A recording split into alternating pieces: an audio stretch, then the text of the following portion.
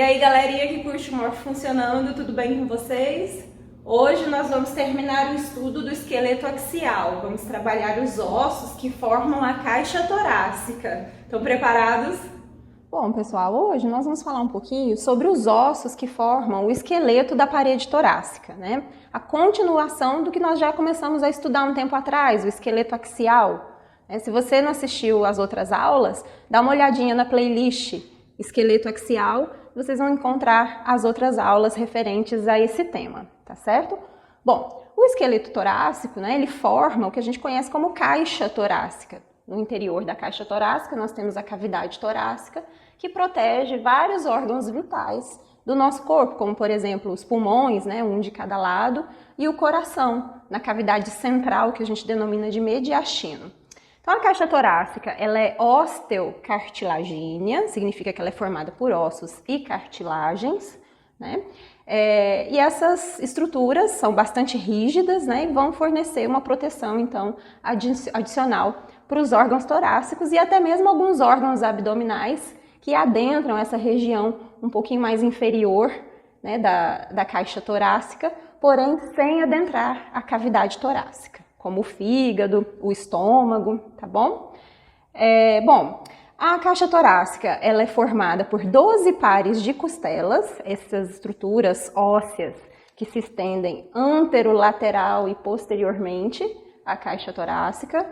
Elas estão ligadas, em sua maioria, às cartilagens costais, que são estruturas formadas por cartilagens hialinas, o externo, anteriormente e nessa região mediana, e posteriormente nós temos 12 vértebras torácicas, né? As estruturas que ajudam na formação da coluna vertebral. Lembrando que cada vértebra está unida entre seus corpos vertebrais por estruturas fibrocartilagíneas, que são os corpos, os discos intervertebrais, ok?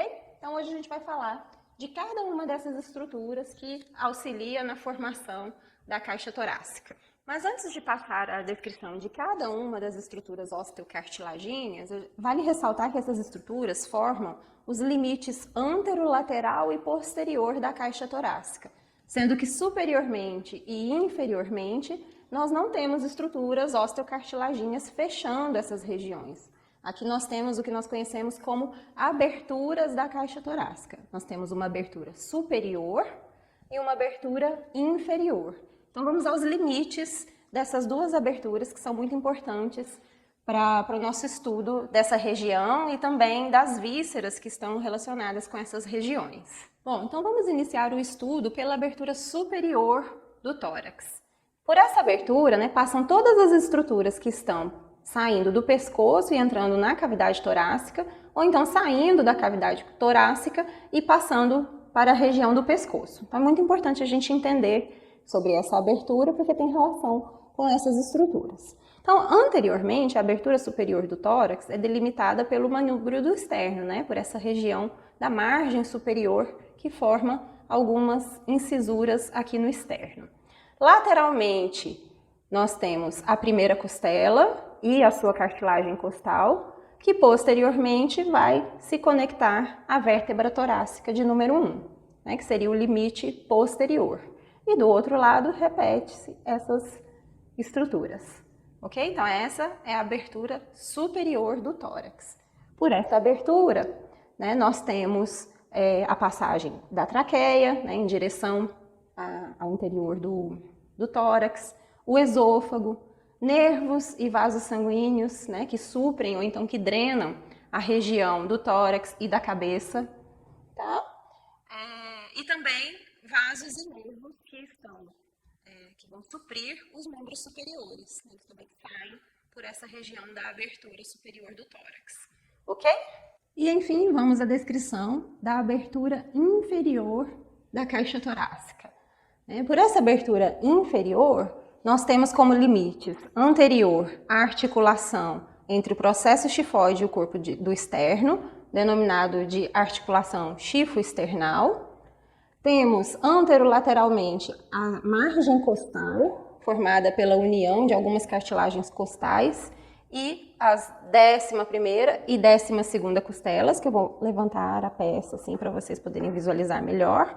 Então, tá aqui a 11ª e a 12ª costelas, que são costelas flutuantes, tá? Posteriormente, nós temos como limite posterior o corpo de T12, né? A última vértebra torácica. E do lado de cá, repete-se algumas dessas estruturas, tá? A maior parte dessa abertura inferior, ela está fechada por um músculo esquelético, o músculo diafragma.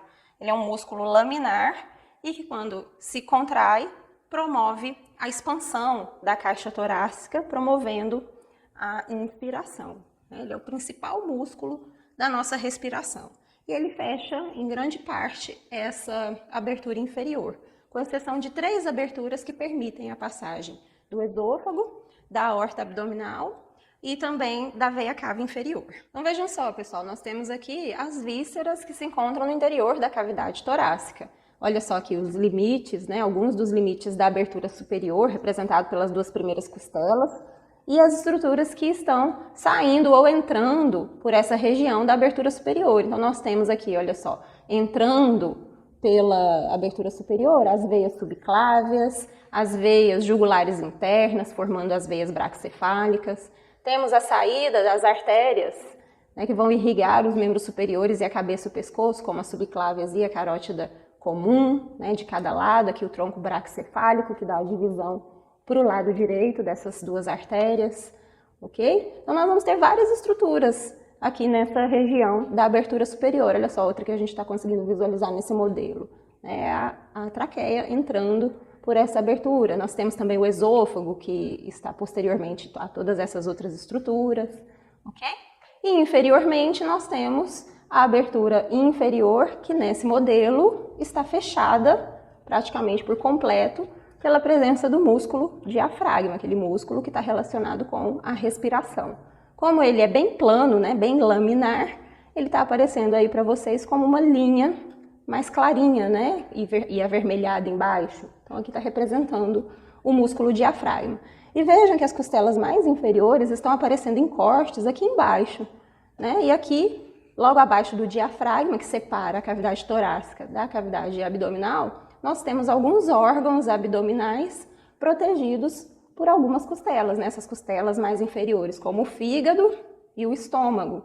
E aqui atrás nós temos um pedacinho do baço, tá? Então são órgãos abdominais que, pelo o diafragma, em formato de cúpula e bastante laminar, quando ele está mais elevado, principalmente quando ele está relaxado, essas vísceras, né, elas se projetam para o interior da caixa torácica. Porém, não para o interior da cavidade torácica, porque o diafragma não permite que isso aconteça, tá? E aqui dentro da cavidade torácica, nós temos os órgãos que são realmente, né, conteúdo dessa cavidade, como, por exemplo, o coração e os pulmões, um de cada lado, né? Os vasos que estão relacionados com o coração, temos uma parte do esôfago, os brônquios lá atrás também, ok? Então, essas são algumas das estruturas que estão relacionadas com a cavidade torácica. Bom, agora nós retiramos alguns órgãos torácicos e abdominais e a gente consegue visualizar uma boa parte do diafragma, né, separando a cavidade torácica da cavidade abdominal. Vejam só o seu formato de cúpula, né, esse formato curvado aqui, né, faz dele um músculo laminar. E como eu falei para vocês, ele fecha praticamente toda a abertura inferior do tórax, porém tem 3 aberturas. Uma delas a gente consegue visualizar aqui embaixo, olha só. É o hiato esofágico, que permite a passagem do esôfago, que está vindo lá do tórax, né, e termina nessa porção superior aqui do abdômen, tá? Quando passa pelo hiato esofágico. Do lado de cá, olha só, também no diafragma a gente tem uma outra abertura mais ampla que permite a passagem da veia cava inferior. A veia cava inferior está vindo lá da região inferior do abdômen, vai subindo por essa região e passa pelo forame da veia cava para adentrar no átrio direito do coração, tá bom? E por fim nós temos um outro hiato inferiormente, né, que atravessa as fibras do diafragma. Esse é o hiato aórtico, que permite a passagem da aorta lá do tórax para essa região abdominal. Aqui a aorta passa a ser denominada de aorta abdominal. Bom, pessoal, então vamos agora à descrição do osso mais anterior e mediano da caixa torácica. A gente está falando agora do externo. O externo é um osso plano e alongado. Aqui, no nosso modelo, ele está conectado às cartilagens costais, mas o osso em si é somente essa região aqui central da nossa peça. O externo está localizado na região mais anterior e mediana do tórax. E é formado por 3 porções. A porção mais superior, mais larga e mais espessa é o manúbrio. Sua região mais longa e média é o corpo do externo. E por fim, inferiormente, ele possui um processo em forma de lança, que é chamado de processo chifoide. Em adolescentes, as regiões onde o manúbrio se conectam com o corpo e também onde nós temos o processo chifoide se conectando com o corpo, formam articulações cartilagíneas, né? E essas cartilagens são formadas por cartilagem hialina. Então, nós temos sincondroses nessas regiões, onde se forma, então, a articulação manúbrio external ou, então, a chifo external. Nessa região superior, que é o manúbrio do externo, vejam que superiormente à margem do externo, nós temos reentrâncias em forma de letra C. Essas reentrâncias na borda de um osso ou na borda de um órgão são denominadas de incisuras. A incisura mais superior e mediana do manúbrio é a incisura jugular. Inclusive, ela é facilmente palpada na base do pescoço. Lateralmente à incisura jugular, nós temos outras 2 incisuras que formam articulações com a clavícula. Essas são as incisuras claviculares. Descendo lateralmente, pelas margens laterais do manúbrio, nós vamos encontrar outras 2 incisuras. A incisura que realiza a articulação com a primeira cartilagem costal é a incisura costal de número 1. E a incisura que vai formar metade da articulação com a segunda cartilagem costal é a incisura de número 2. Vejam que a metade inferior dessa incisura já faz parte do corpo do externo. A união das incisuras costais com as cartilagens costais, que por sua vez se ligam a algumas das nossas costelas, formam uma articulação cartilagínea, que também é uma sincondrose. Okay? Vejam também que nessa região onde nós temos a articulação manúbrio external, essa região ela é mais, assim, numa vista lateral, voltada anteriormente. Nós temos a formação de um ângulo. Na verdade, ele é um pouquinho mais angulado, né, que a gente denomina de ângulo do externo, e é uma região que nós utilizamos como referência para traçar o plano transverso do tórax, então, que ficaria mais ou menos nessa altura do ângulo do externo. Com relação ao corpo do externo, vejam como ele é mais longo, mais fino, né, e mais estreito do que o manúbrio. Vejam também que ele também apresenta as incisuras costais, que realizam articulações cartilagíneas com as cartilagens costais. Aqui nós também temos sincondroses, né? Então, nós temos a metade inferior da segunda incisura costal, nessa região superior e lateral do corpo do externo, e a partir dessa metade inferior, nós temos mais a incisura de número 3, número 4, número 5, número 6 e número 7, que marca a última incisura, que muitas vezes pode se estender para essa região mais inferior, onde a gente já tem o processo chifoide do externo. Então, são, no total, 7 incisuras costais, ok? Do lado de lá, mais 7. Inferiormente, nós temos a sincondrose, que forma a articulação com o processo chifoide. Vejam que ele tem esse formato de lança, né? E por isso o termo chifos, que significa lança, lá no latim. Tá certo? Aqui a gente tem a articulação chifo external. Voltando aqui para a região do corpo, até os 25 anos de idade, mais ou menos, o corpo ele é dividido em 3 porções, que são chamadas de esternebras, às vezes 4 porções. Essas regiões, elas se fundem, elas formam sinostose, que formam cristas transversais ao longo do corpo do externo, mas nessa peça elas não estão muito bem demarcadas.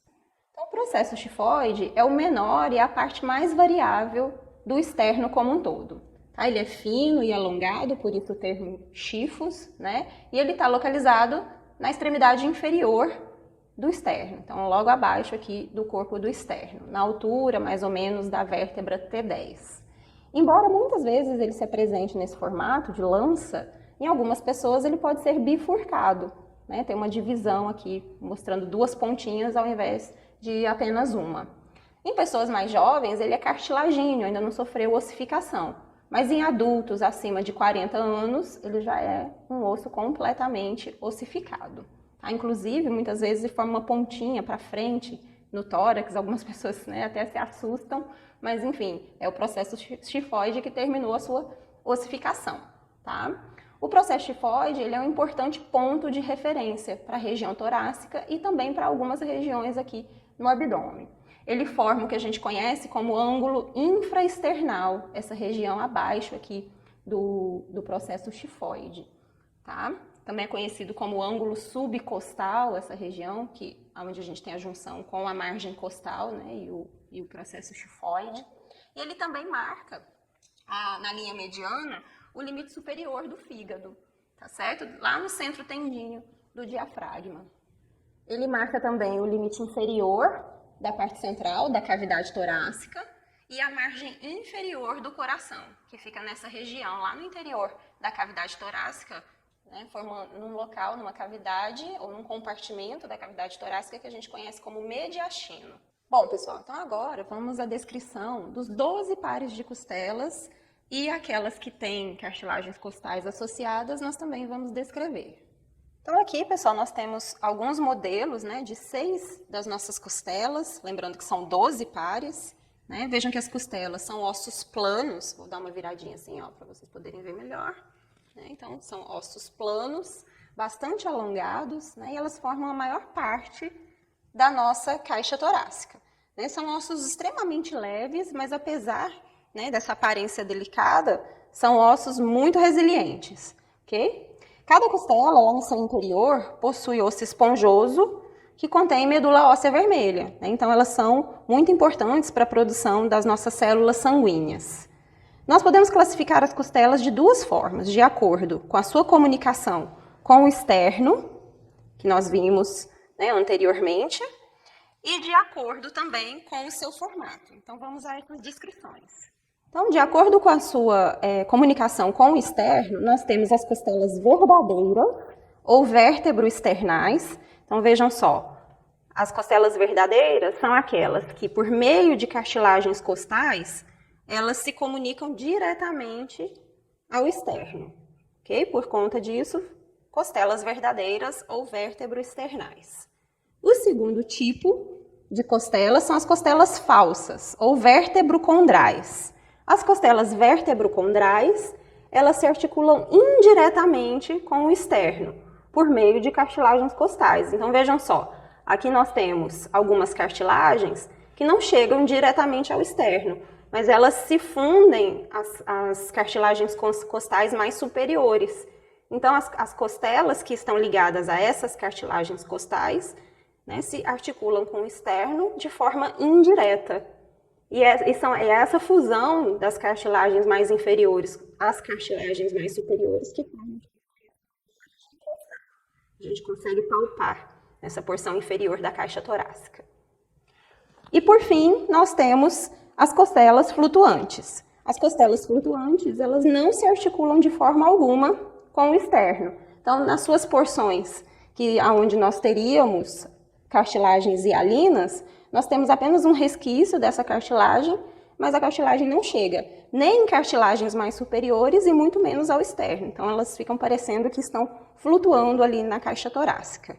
Então, aqui nesse modelo, né, onde a gente tem a caixa torácica completa, a gente consegue visualizar bem quais são as costelas que se relacionam diretamente ou indiretamente ao externo.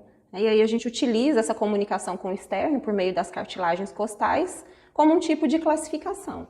Então, quais são as costelas verdadeiras, né? Aquelas que se comunicam diretamente com o externo por meio das cartilagens costais. São as costelas de número 1 a 7. Então, 1, 2, 3, 4, 5, 6, 7. Vejam que são as costelas que estão ligadas diretamente ao externo. Já a 8, a 9 e a 10, elas se ligam ao externo indiretamente, porque as suas cartilagens vão se fundindo à medida que vão chegando aqui no externo, nas cartilagens superiores. né? Então forma e ajudam a formar a margem costal. Já as costelas flutuantes, a gente consegue visualizar nessa região posterior da caixa torácica, né? E vejam que elas não se comunicam de forma alguma, nem indiretamente, nem diretamente com o externo.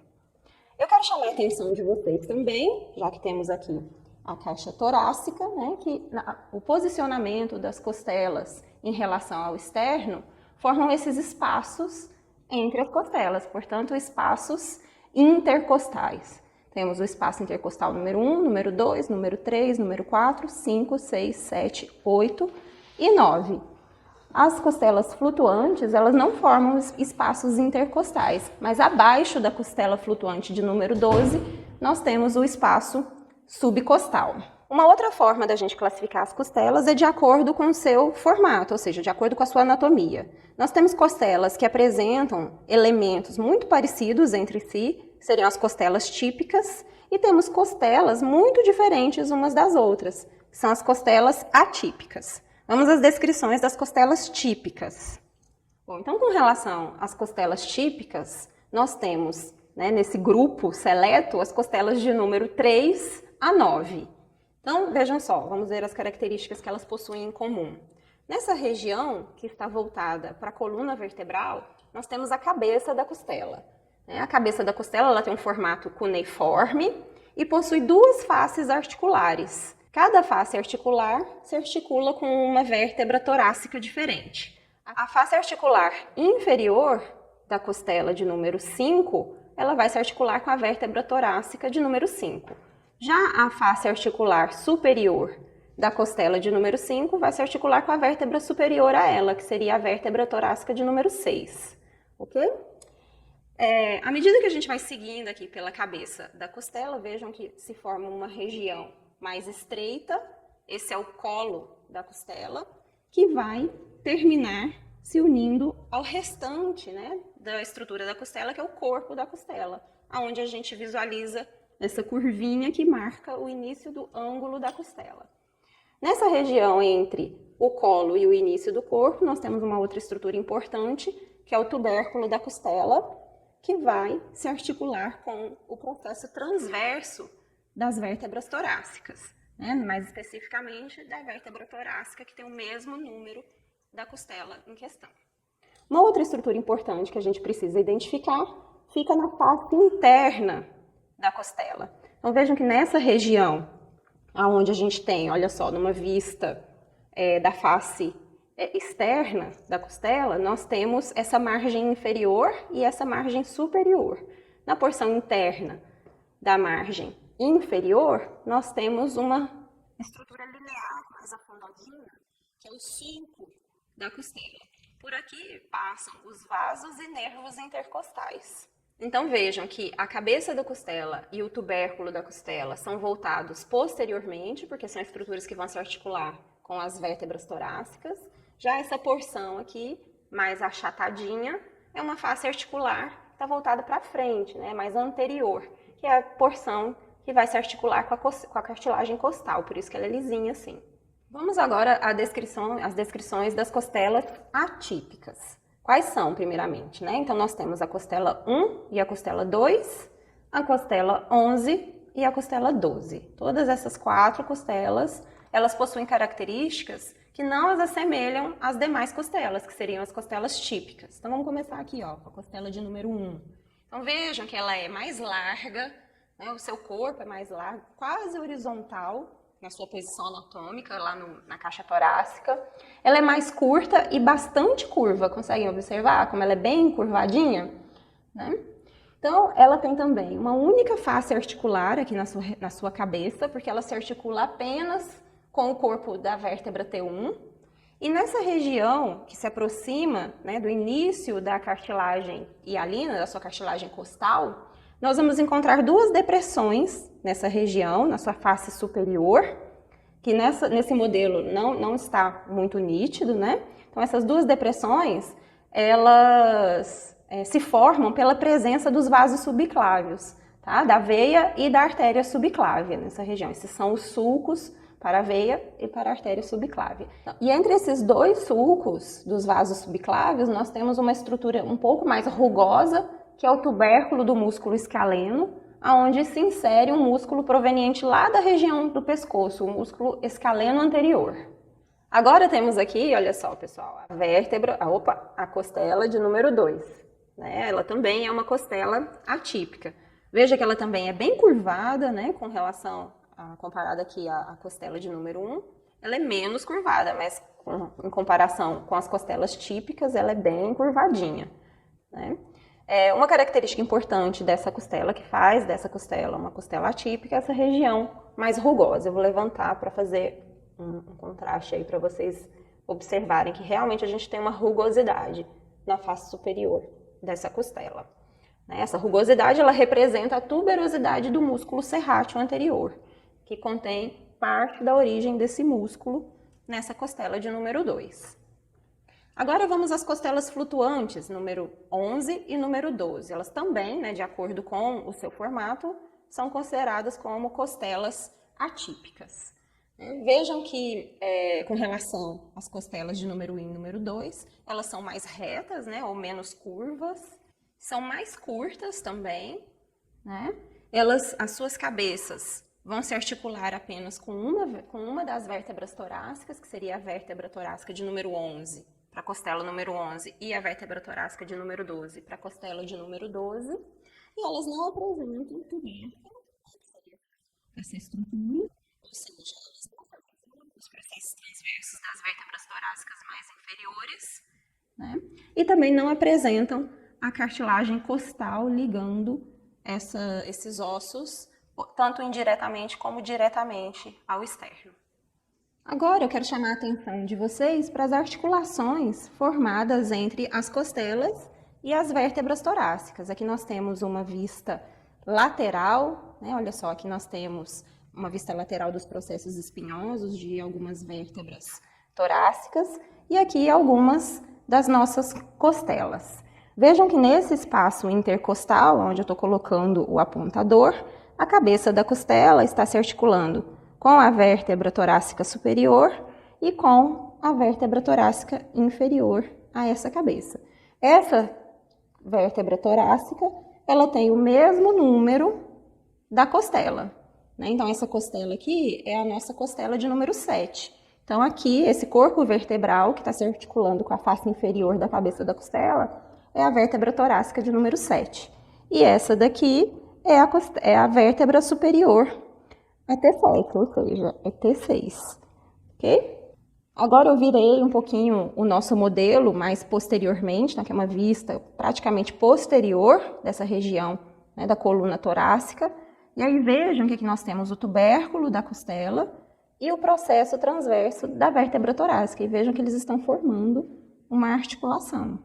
Com relação às vértebras torácicas, nós já fizemos um vídeo explicando as características de cada região que compõe a coluna vertebral. Então acessem esse vídeo para visualizar as características relacionadas com cada uma das vértebras torácicas e que são importantes para a composição aqui da nossa caixa torácica, ok? Então é isso, pessoal. Finalizamos mais uma aula. Espero que vocês tenham gostado. Se gostaram, clica no joinha, ativa o sininho para receber a notificação de que saiu mais alguma aula, se inscreva no canal, ajude a gente a crescer para estar sempre trazendo conteúdos novos para vocês. Até mais!